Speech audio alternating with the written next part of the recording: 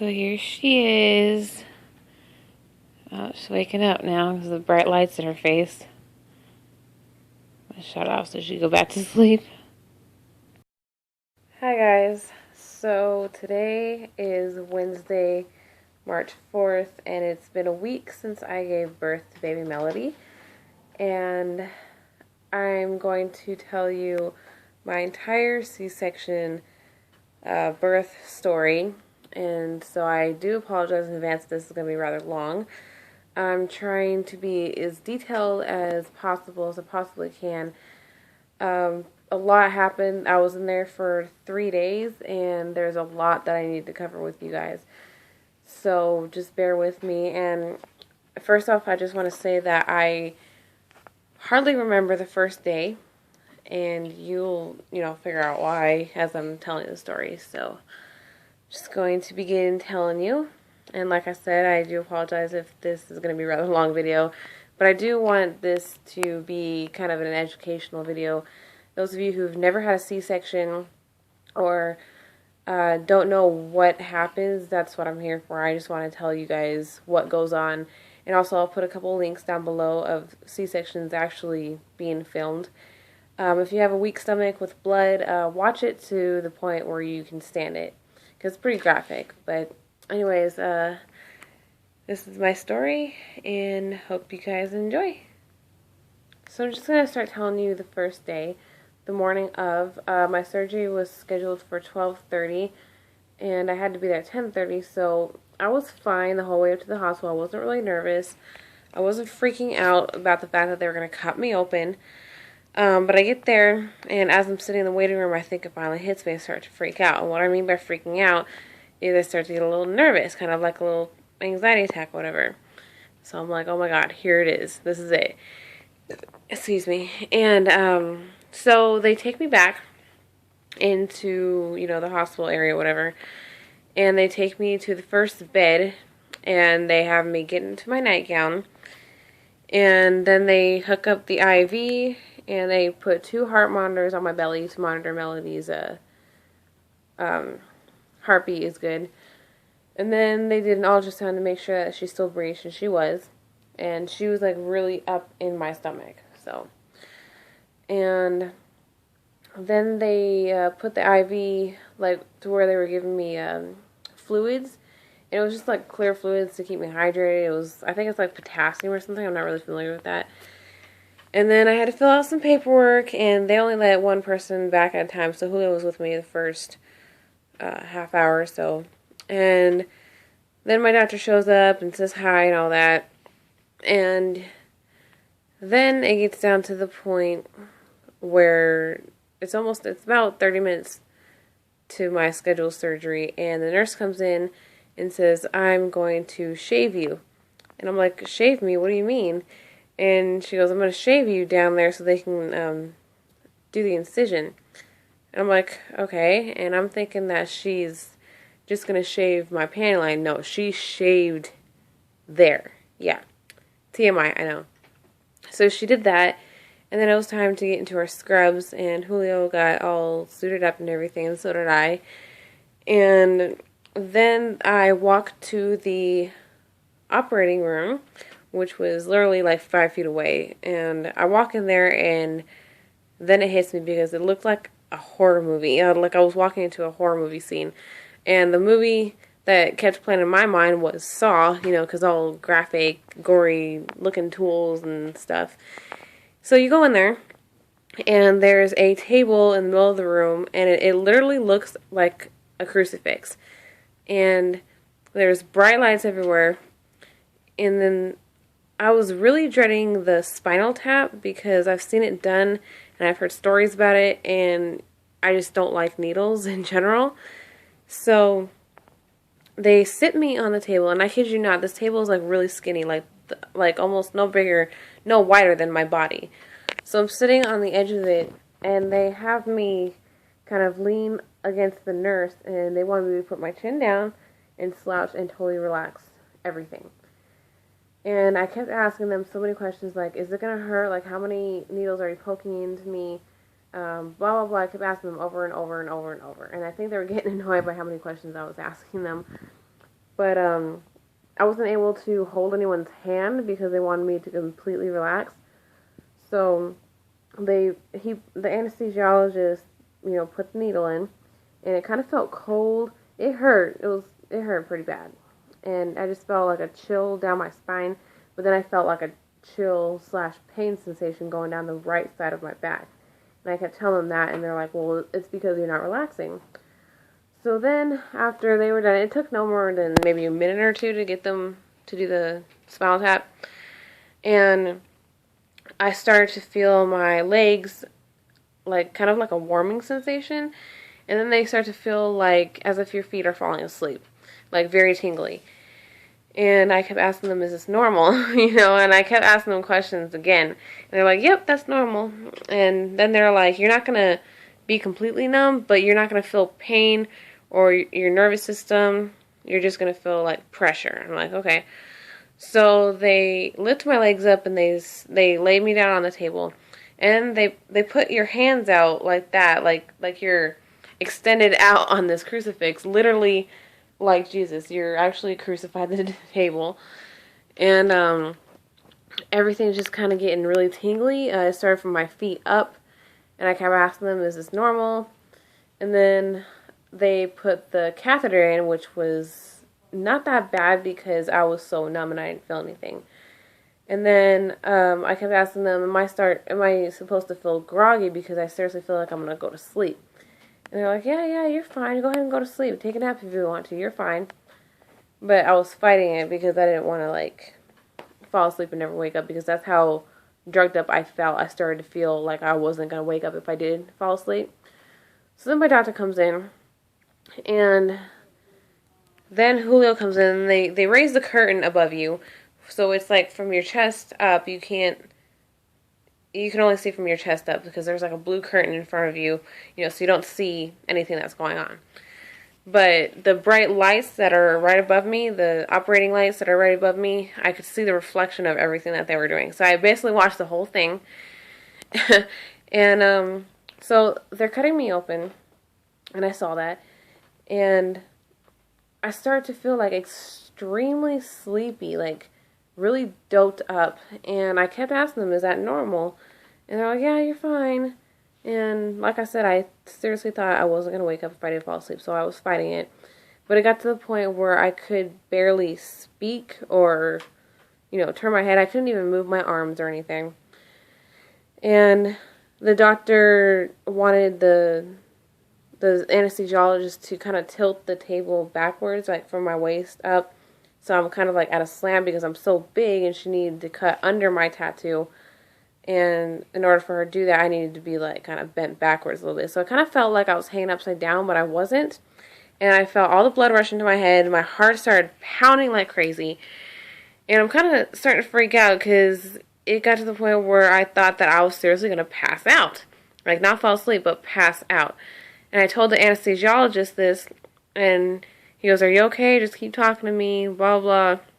And then I told him, I'm having a really hard time breathing. I'm short of breath, and I can hardly breathe.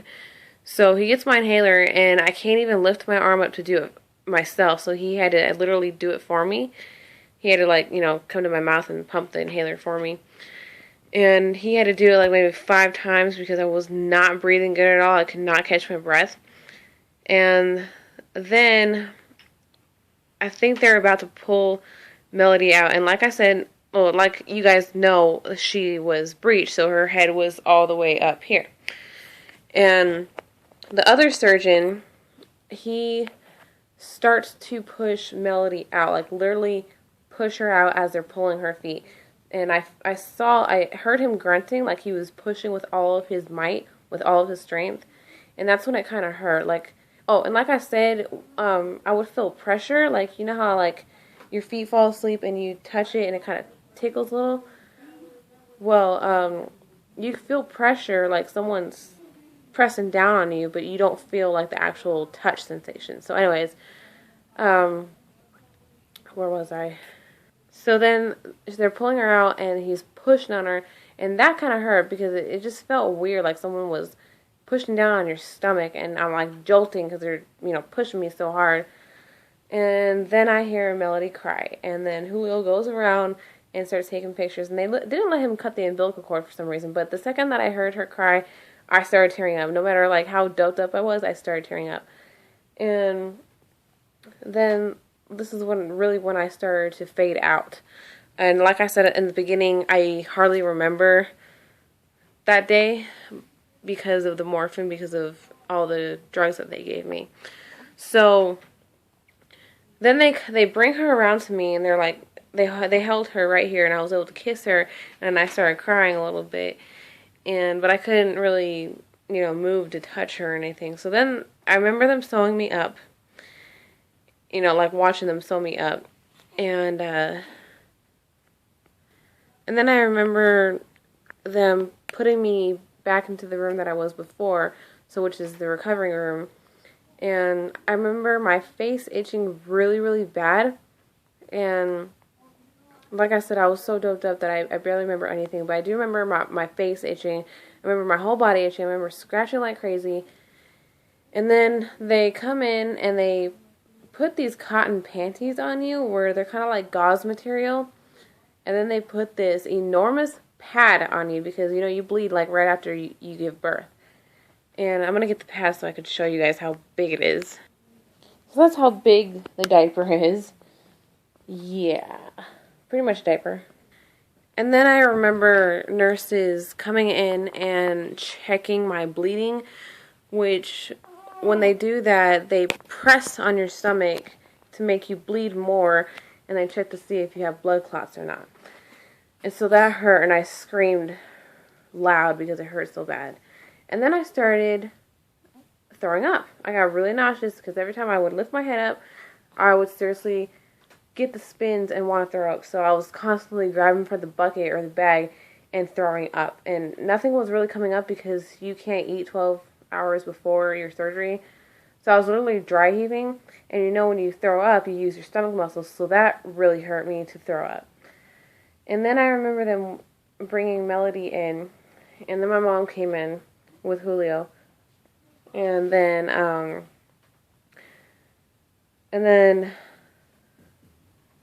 remember them handing her to me, but I couldn't really hold her up. I was like going in and out of it, like nodding out, like almost about to pass out, and on top of throwing up, I couldn't really hold her, and I wanted to do skin-to-skin contacts like a breastfeed, but I just couldn't hold her. So then I remember them putting me into the room. Sorry guys, I had to get the baby. This is her. I know you guys have been dying to see her. I wasn't going to show her till the very end, but she was getting a little fussy and I had to feed her really quick. So to finish the story, I remember them bringing me into the hospital room where I stayed for 3 days. And I remember trying to breastfeed, but like I said, I couldn't hold her up. I was so doped up on morphine. And then I remember them checking my blood again, so pressing on my stomach again. And I remember my best friend Jackie coming in with balloons, and she was holding my hand for a while, I think. And then I remember our cousins coming in. And then I remember asking my mom, well, I don't remember this, but my mom reminded me that I said this, that I asked her, how's my makeup? Which I don't recall saying that at all. I remember Julio's brother coming in, staying for a while. Like I said, I remember bits and pieces throughout the day, but I constantly remember me throwing up and dry heaving, and I couldn't eat or drink anything. I remember like wanting to hold her, and I kept asking my mom, give me the baby, where's my baby? And I couldn't hold her because I was so weak and so out of it. But every time I would like sit up or lift my head up, I would throw up, and I kept checking to see where she was. And, she was, either someone was holding her or she was in her little crib thing. And I guess Julio did skin-to-skin contact with her. And I don't remember him doing that because I was so out of it. I was passed out, like, most of the time. And then the first night, So later that night, I started coming to, and I started, being a little bit more coherent. I remember them coming in to change my pad, the nurses changing my pad, which was really embarrassing because they literally had to do everything for you. They literally had to wipe you and wash you down and everything. And I remember trying to breastfeed, and she was crying, and I kept trying to breastfeed her, and she sucked my nipples dry, and now they're like cracked, and I can't even breastfeed anymore. And come to find out, nothing was coming out. I mean, there was a little bit, but hardly anything. So I wasn't producing enough milk. So I basically starved her the first night, and I didn't know, and I still feel bad about it, and plus my milk is weak. And so by the second night, they gave me some formula, and she's been fine ever since. But so day two, I remember waking up, and I really didn't get any sleep. I only got like maybe 2 hours of sleep, if that. I stayed up like all night long with her because she wouldn't stop crying, and I had to change her and all that. And they do make you get up. Well, it's kind of hard getting up. It really hurts. It just feels like really bad cramps.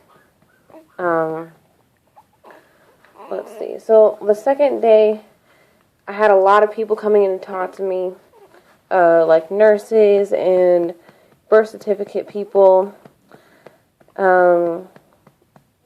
insurance people. My doctor came in, and this is like the part where it started to piss me off because I don't like my doctor. Those of you who know already, I don't like my doctor. She came in and she checked the baby's heartbeat, she checked my heartbeat, she checked my stomach and all that. And then she says that I can start taking medication. And I told her, okay, as long as they're not Percocets, because Percocets make me really sick. And those of you who know about my past, I was forced into doing street drugs. And so I told her that I can't take Percocets because they make me very sick. And she asked me, well, when were you ever taking Percocets? And I said, well, 4 or 5 years ago, I was in a very abusive relationship, and he forced me into doing drugs, and he gave me a Percocet, and I threw up the whole next 24 hours.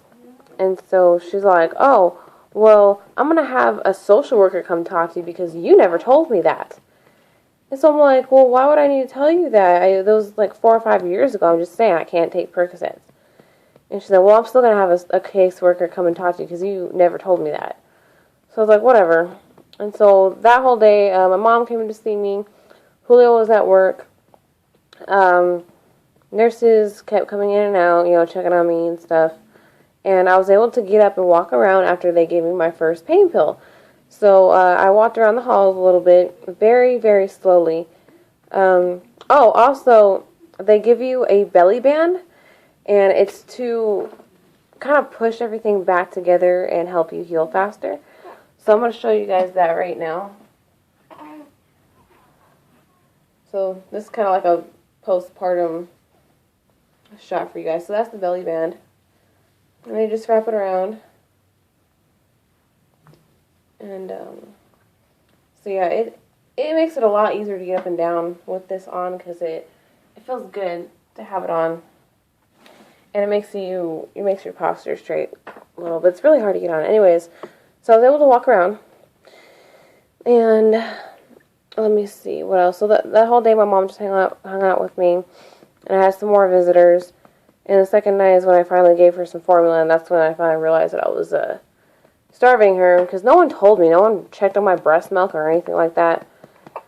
I got about 2 hours of sleep. I held her the whole night in the hospital bed, and she was fine. She slept okay for a couple hours. Like I said, I was constantly trying to breastfeed her, and I just couldn't. So I barely got any sleep. And so the next day is when they decided to discharge me. And this was Friday. Yeah, last Friday when they started to discharge me. A bunch of other people came in, started talking to me about stuff, birth certificate, nurses, all sorts of people. And by this day, like, I couldn't really do anything. I was hurting more than ever. And so I literally had to call nurses in every hour just for them to hand her to me or to change her diaper because I couldn't get up to do anything until my mom got there. And so by 1:30 p.m. I was getting ready to go, and the stupid caseworker comes in, and she says, okay, well, I'm here to talk to you because you told one of our staff members that you were doing street drugs.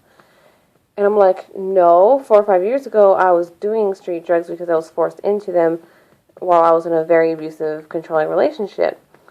And she goes, oh, okay, so you were just experimenting? She kept talking over me and, like, not even listening to what I was saying. So I'm like, no, I wasn't experimenting. I just told you I was forced into them, and I was given a Percocet, and it made me very sick. And then she's all like, oh, so are you still with that lover? Is he still around?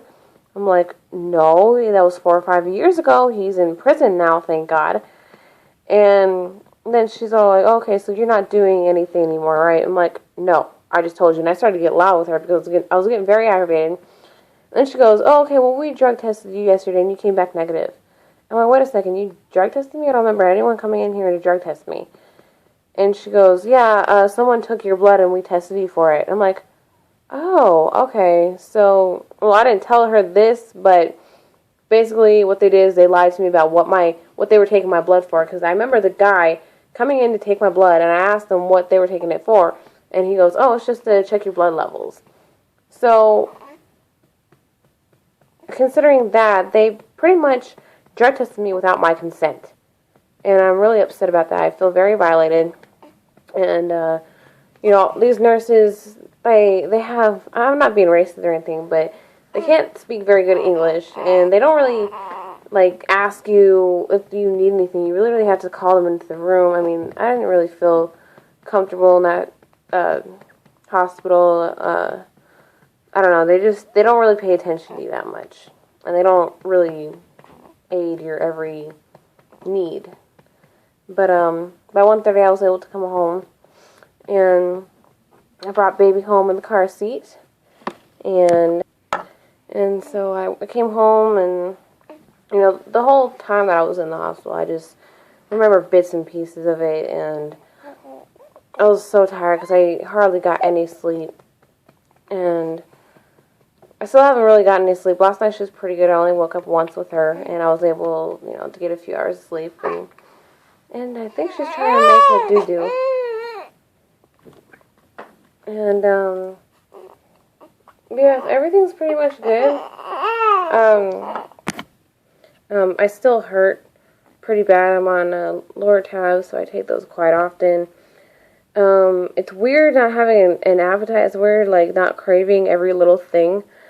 Yeah, she's been a pretty good baby. We went for her first doctor's appointment yesterday, and she's perfectly healthy. The only thing is, she has hiccups, and she sneezes a lot, and I guess that's normal. The doctor said that she's perfectly normal. Oh, and I forgot to mention, her birth weight was 8 pounds, 4 ounces, 19.5 inches, and she was born at 12:51 p.m. on February 25th, 2015. And she's a perfectly healthy baby, and I'm healing as much as I can. My family literally has to do everything for me. I feel so disabled because I can't bend down, you can't lift anything, you can't have sex, you can't do anything by yourself. I can't even wipe my own ass, which is pretty embarrassing and pretty handicapped-like. Yeah, I need help getting in and out of bed. I mean, I did before, but more so now. I need help sitting down. I can't do laundry. I can't do anything. So literally everyone is doing everything for me. And I can't even shower by myself. So, but that's pretty much it. I'm still trying to remember bits and pieces of what happened in the hospital. I think it's pretty sad that I was so doped up on the day that I gave birth to my daughter. And I think it's messed up that I couldn't even hold her. I think they over-medicated me because I was constantly itching the whole first 24 hours. And I was throwing up. I didn't eat anything that day. I tried taking a couple bites of pizza and I threw it all up. And so yeah, it's been a rough week, but it's been worth it. And day by day, it'll be getting better. And I'll continue to update you guys. And comment, like, and subscribe. And share with me your C-section videos, because I'm very curious if they doped you up as much as they doped me up, because I don't think that was normal. Maybe I'm just allergic to the morphine. I don't know. But let me know. Comment, rate, and subscribe. And thanks for watching. Thanks for all of your support. And I'll see you guys again next time.